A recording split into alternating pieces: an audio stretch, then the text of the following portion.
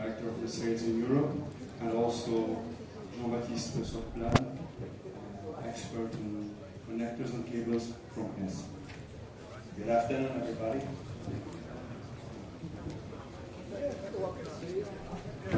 Good afternoon.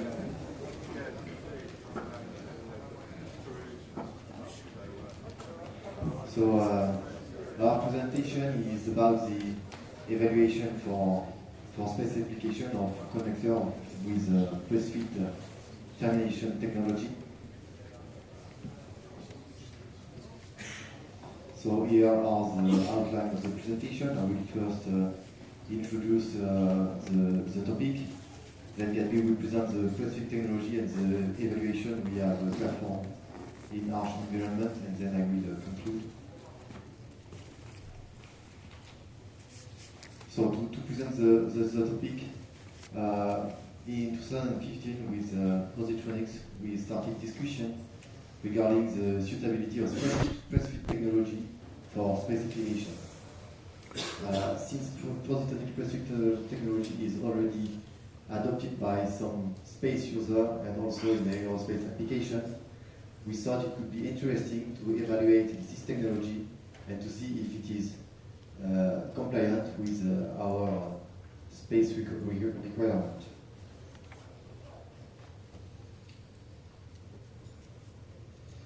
So the question is, why is it inevitable that space flight specification will adopt new technologies such as press-fit? Well, because with the space market trends show an increasing interest for cost reduction, but for space we cannot sacrifice reliability. Moreover, the space industry is becoming more and more commercialized. In the next decade, we will see the greatest number of commercial satellites ever launched. Therefore, commercial missions are focusing on economical consideration, and this is push innovation, and this is mainly driven by cost reduction.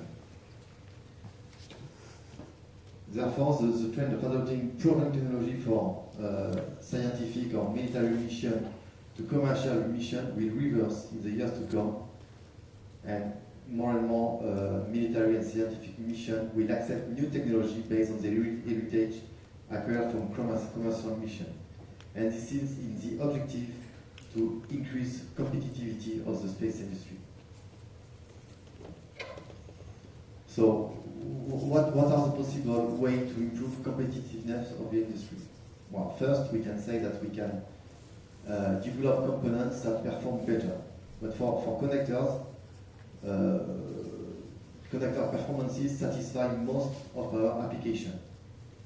So this is not the good option. We can also try to have lighter components. But for connector, if we want to have a lighter connector, this will increase the cost of the connector, which is in contradiction with our goal. Another way is to have cheaper components, and this is true. This is a current trend today to have lower cost components. This is mainly driven by constellation application, but it also implies to accept a lower quality component. And this statement, it cannot be a generic statement for all kinds of mission. Another way to improve competitiveness is to have a component enabling faster integration. I have represented here two examples. You have, for connector, you have the CNK fast locking system that has been qualified, enabling to screw very quickly the connector, and also another development qualified, which is the SMP lock RF connector. So this is the way we have chosen to investigate to improve competitiveness, is to develop connectors that can be automatically or semi-automatically mounted on PCB to increase, to enable to have faster integration time. So if we look to the kind of termination we can have on a connector. If we focus on PCB termination, so we forgot the crimping and the soldering, we can have wrapping termination, but this is an obsolete technique, and as you will see later, in fact, wrapping is the origin of press fit. We can also have the standard termination, which is the through-hole termination. We can have the surface-mounted termination and the press fit. So indeed, surface-mounted and press fit termination can give enable to have faster integration time. But surface-mounted termination is not the subject of today's presentation. We only focus on press fit in the first time. So the question behind is, are press fit contacts suitable for space flight applications? Okay, thank you, Jean-Baptiste. I hope most people here are familiar with the concept of press fit technology. What is a press fit termination actually? It's a valid connection method, obviously, as long as the insertion of a press fit termination in a circuit does not interfere or impede the circuit resistance or the circuit impedance. And we don't want the circuit's performance to be affected by the introduction of another connection in the system. As history, press fit has been around for a long time. Back at the end of the 50s, most connections on circuits were accomplished using wire wrapping technology, and wire wraps were pegged into phenolic boards. Later, traces came on phenolic boards, and then somehow in the beginning of the 60s, people fitted square pegs into tighter holes that had traces on top, and they obtained a press fit connection. And it proved reliable enough to stir further interest. And because of the ease of achieving a gas-tight connection by pressing action, it's led to further innovation in this type of connection. Here you can see some pictures with the original square wrap. And as you can see, this type of technology is destructive. So if you press a square peg into a round hole, you're going to destroy the edges of the hole. And therefore, this type of technology cannot be considered compliant. In other words, you cannot take that contact out and reinsert another one without really affecting the integrity, the mechanical integrity of that PCB. So in any case, the telecommunication industry has been the first to adopt this type of technology, and working groups were created around this, and specifications were written by the International Electrotechnical Commission, the Bell Communication Research Company, and also the PCI Industrial Computers Manufacturers Group. And in time, product development aimed to meet or exceed conformance to these specifications, and enabled us, connector manufacturers, to gain significant expertise, and led to securing increasing position through the 2000 especially, and we have a lot of presence in military and aerospace applications. Now, this slide is probably the longest and the most complex slide from the whole presentation, and I believe everybody's going to receive a copy. The purpose of the information on this slide is to give you a good introspect into the press fit advantages and the disadvantages in comparison of press fit technology and solder through hole. There are a lot of considerations to take into regard, and that means if that will work, assembly time and method, well, obviously press fit is simple and rapid. Flexibility of assembly, if you think of thick backplanes, thick PCBs, press fit can go into, you don't have to have a termination that goes through the other side. So basically you can use a standard part number for a various number of different PCB thicknesses, which is an advantage, a significant advantage, especially for cost. Obviously, rework and removal from PCB is much simpler than the specs to inspect and rework solder connections. We need to take into consideration the compatibility with conformal coating. There is a challenge in that area, and masking is required. Then another big advantage for press fit is compatibility with busbar applications. Busbar require a lot of heat thermal absorption during soldering, therefore soldering can be a crucial point. press fit contacts that are properly designed work just perfectly with busbar applications. And also, in addition, with laminated busbar technology, we can have press fit contacts that pick certain dedicated layers of busbar, even though you have a laminated structure. For a laminated busbar structure, you just cannot solder contacts on the same level at the same time. It becomes a lot more complex. The press fit connectors require installation tooling. That's something that is different than the standard solder technology through hole solder. As a manufacturer, we recognize if we have users that only need to use a few connectors, it's not fair for them to pay a lot of money for that tooling. So we're working on a program for a tool-loan system. Mechanical integrity is something of consideration, and making cycles testing showed us that actually the failure rate is much lower than solder for press fit connectors. Also, one of the elementary requirements is to always ensure in an installation that we separate the electrical connection from the mechanical connection. So that allows press fit termination connectors to be mechanically isolated from the electrical function of the contacts. Of course, one of the other considerations is there are no risks of tin whiskers cannot occur if you don't have any tin. And of course, the lighter portion is because you don't use solder, you don't have that equivalent mass of solder. It gives you a lighter component, a lighter install component in the end. The low level of control and final inspection, and of course, maybe one of the disadvantages, probably price will be 10 to 15% higher, depending on the configuration of the connector. But the overall benefit for final install cost is really incomparable.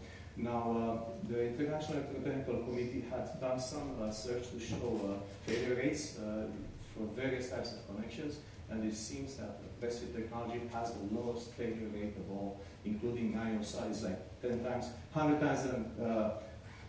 times better than that of manual solder, and about I don't know, 3 or 5 times better than automated solder. I'd like to just take a couple of moments just to present Positronic Industries. We're a connector manufacturer specialized in high reliability, high performance machine contact technology. And we can claim today that we have the connectors with the highest power density ratings in the industry. We've spent a lot of time, we've been in business for 50 years, and we've done a lot of work around power and optimizing power and materials. The work that we've done with press fit has gone back to the beginning of the 90s with the PCI Industrial Computers Manufacturers Group for telecommunications, and we started to work with contact terminations and the special press fit technology that gave us the advantage of the knowledge we have today. We offer press fit compliant terminations in many types of connector lines, including connectors that are suitable for spaceflight applications. We are presently have a position in some of the highest equipment that we can think of. The Boeing 787 user systems with press fit connectors from us, and the Airbus A350 wide body, as well as we have some users that already started using press fit connectors for commercial spaceflight applications. In the summer of 2016, so just this summer, we employed Alter Technology of Seville, who's a partner of Positronic for a long time, and they've conducted rigorous testing on press fit assemblies to ensure that they conform with the specification of the ESCC. We actually extended some of the requirements of this testing beyond the requirements of ESCC, just to make sure that the connectors perform in these brutal conditions. Now, the testing is laid out in this slide. Just for information, it was not all perfect. There was in visual inspection, in the initial inspection, one part failed because it had a physical damage to the plastic insulator. And also, at the end, we shall see at the end of this presentation that we've had some problems with a size 8 power connector, using size 8 power contacts that actually failed mechanically but not electrically. So we shall see that in detail a little bit later. The test plan was basically simple. We took 3 different types of assemblies, and we had them installed in a PCB, removed, and left one sample with only one insertion. And then we had a second sample in 3 different kinds that we inserted the connectors, took them out, and put them back again, and then a third series of samples that we inserted the connectors, took them out, put them again in, took them out, and put them again in. So basically to give us the advantage to understand that connectors perform while their variability factor is not affected. And of course all the testing revolved around vibration, and we did vibration in sine and random, and the data is in the presentation as well. And we did thermal cycling at 300 cycles and 200 cycles, something like this. This slide basically shows the configuration of the samples that we employed. As you can see, that basically 2 wires came into the first connector, which was a cable connector mated to a right angle PCB press fit connector. Traces on the PCB, another straight press fit connector, another connector with short. So it's a daisy chain connection going through, and in all configurations that you see here on the bottom, the same setup was employed. As for some mounting observations that Mr. Sauveplane has been kind enough to comment, and he provided this information, we need to use tools, obviously, and some of these pictures will show you the insertion tools that are required. And one item of attention is the forces required to insert these connectors into the PCBs. In this chart, by contact size, we give you a range of forces per contact in newtons, and you will notice that the size 8 contacts have what appears to be a pretty high force. But in reality, when actually the force is applied to the assembly, the force is not that important. And one other comment here at the end of the slide is to understand that if you have 50 contacts in a connector and a certain force per contact, it does not mean that you have to multiply that force by 50 to get a total insertion force. It actually varies a little bit because not all contacts technically get into the pierce into the road at exactly the same time. So,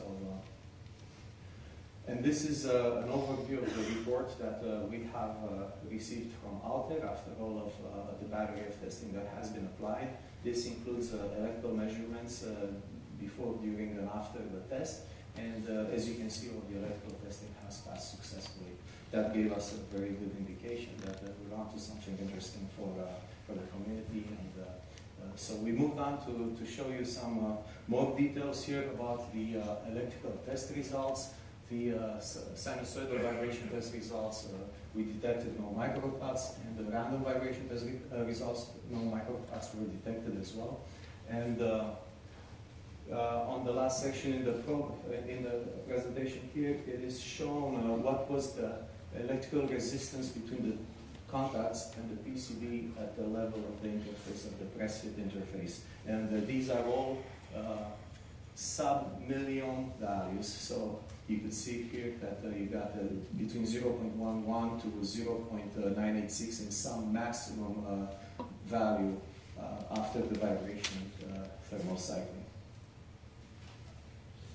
And talking about thermal cycling, we have done, because the ESCC spec does not actually tell us to measure during testing, we basically didn't do that measurement at Altec, but we did it at Positronic subsequently.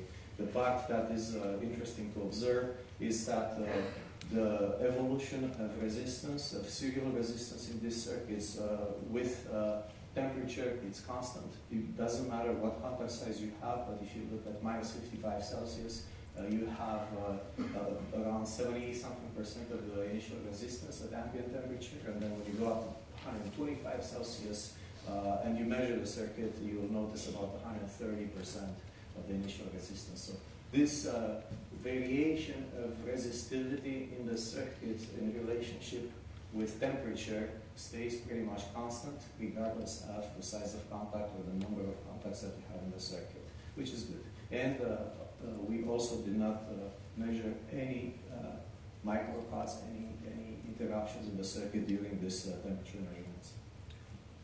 Now this is the part which has caused us some concern.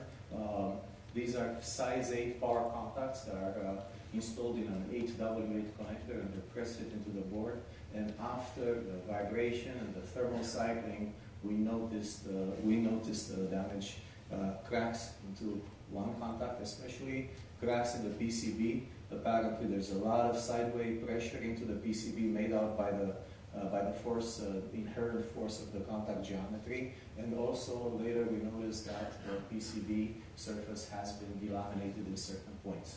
This is something that we were happy to say that the decision to do this testing allowed us an opportunity, a serious opportunity to improve our product. So we've already triggered some actions internally to improve this design and eliminating this issue from happening. And as soon as we have the final product released, we will undergo the same testing to ensure that the concept and the design was good.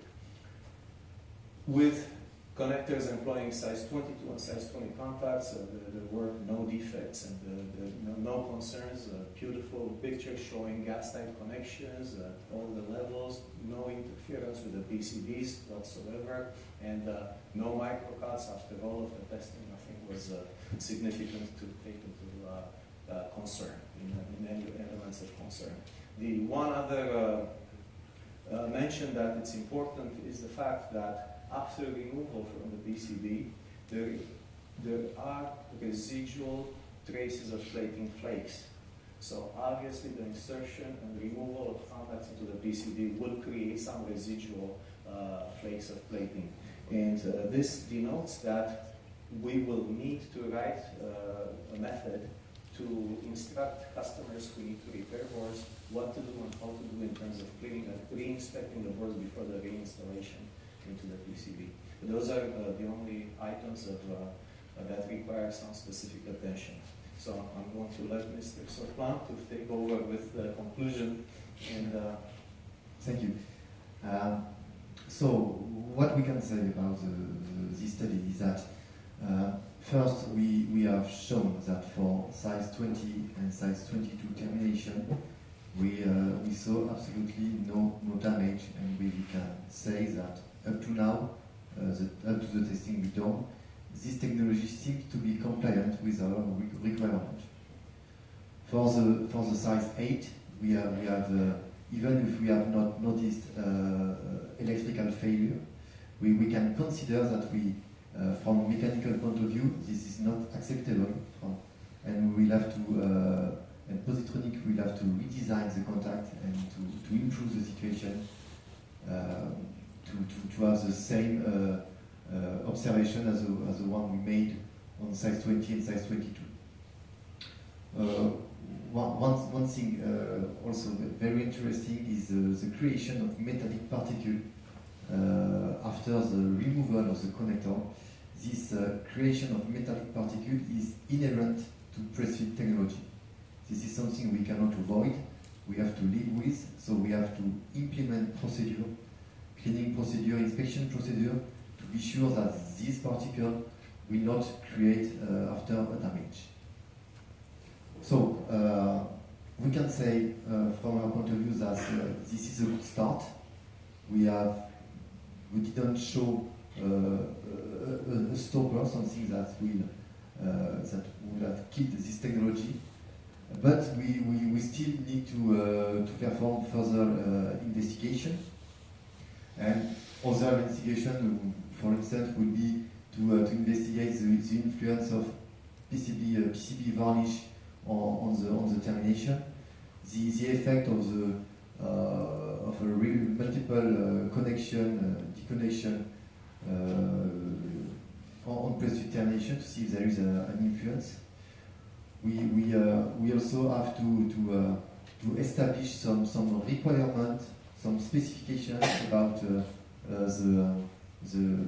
insertion force. I think this is something really key. We have demonstrated in this study. If we well control the insertion force and the removal force, this is something that will guarantee a good connection. So we still have to evaluate and specify this force. And of course, also we are open to other complement study ideas that could come from users on this point. If you have a question, you're welcome to ask. Thank you. Okay, thank you.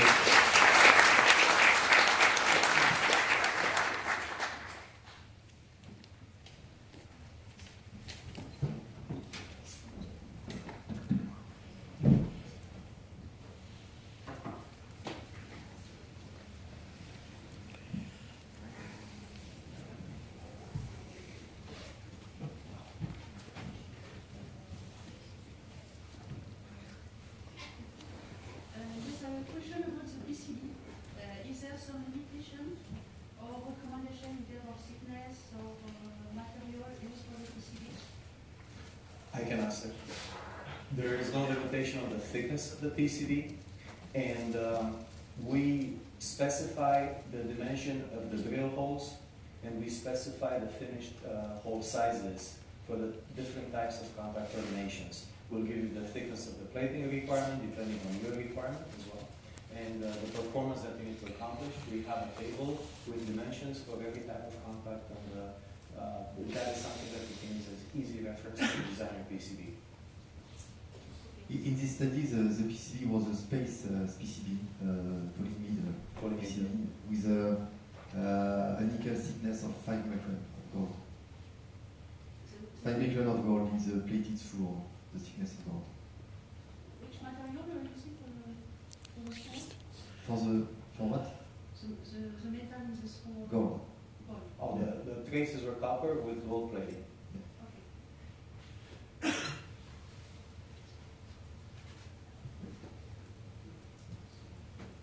Explain the area for the plastic connectors, the springs, is gold. That means the PCB design needs to be considered this area with gold.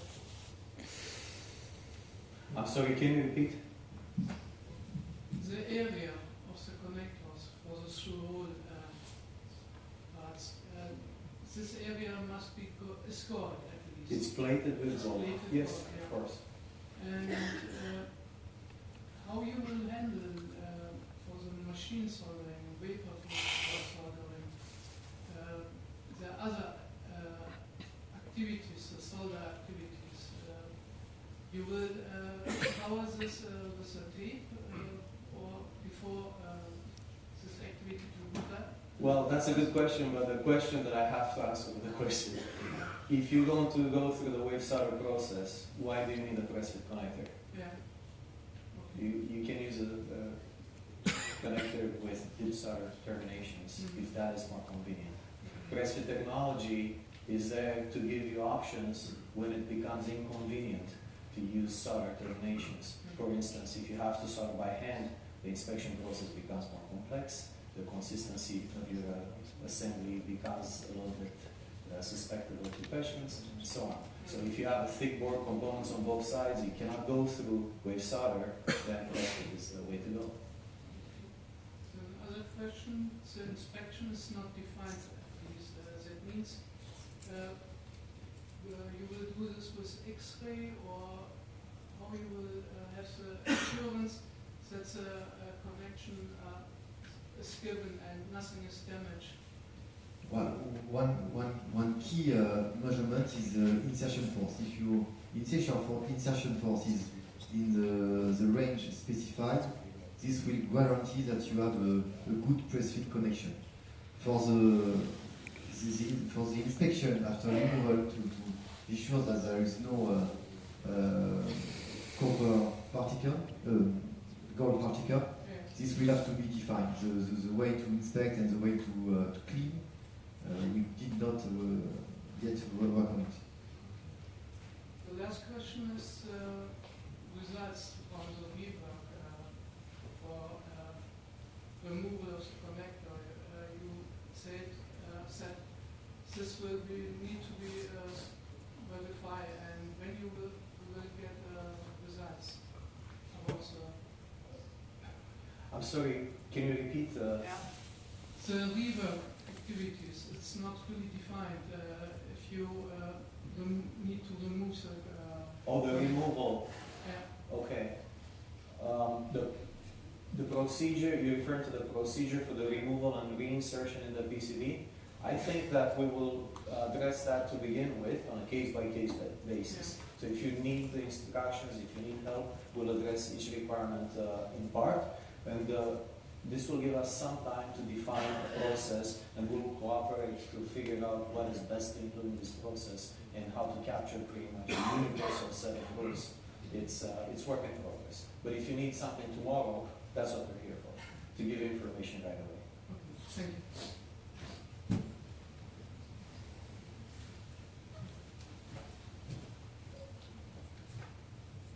Couple of questions.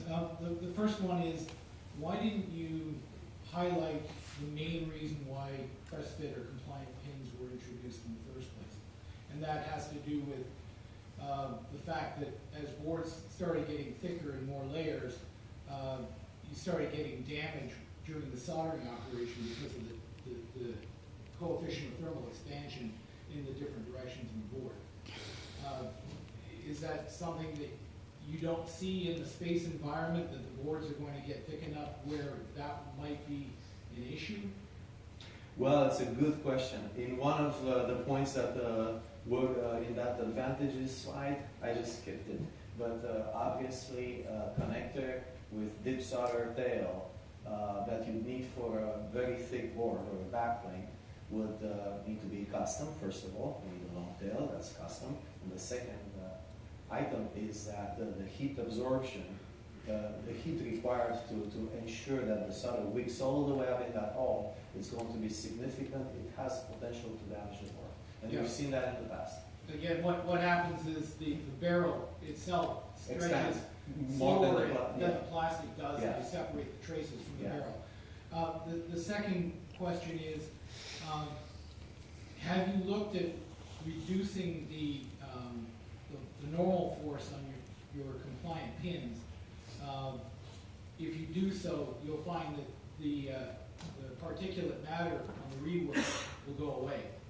It really comes back to how much you're distorting the board hole geometry and dragging down the top surface of the board.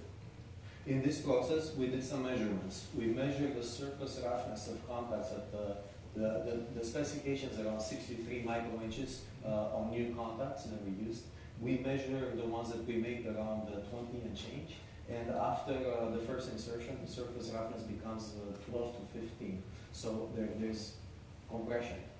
Right. That compression has to be taken into account.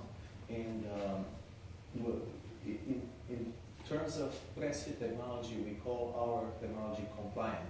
It's not intended to damage. And what we see as damage is basically take the plating off.